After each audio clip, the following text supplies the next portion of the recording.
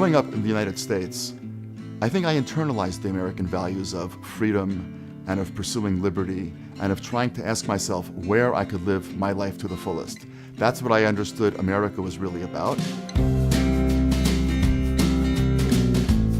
The United States was founded by people who left the land where they had lived and sought to create a new place where their culture, their heritage, their religion could thrive as they felt it could nowhere else on the world.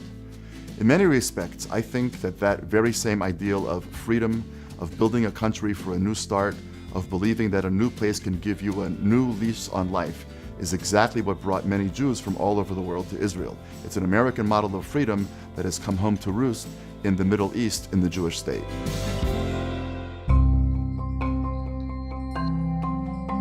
I think that what happens in Israel on Election Day is a wonderful way of seeing how America is a model to Israel. Just as America was a way of blending together many different peoples to build a better America, on Election Day in Israel you see exactly the same thing. As my wife and I go to the local public school just around the corner from our house, we live in a neighborhood that's very, very mixed. So waiting online at the polling place, there are French people speaking French, there are Russian Jews speaking Russian, there are actually some Iraqi Jews speaking a version of Arabic from way back when. There's all different kinds of people speaking couples amongst themselves in the various languages from which they came.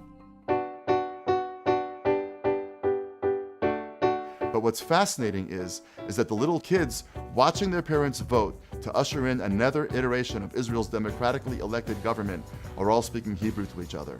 And I've always found that to be a very powerful metaphor. I think that kind of combination and that blending is very much derivative of the greatness of America, and it's a tremendous source of pride and of hope for us in Israel.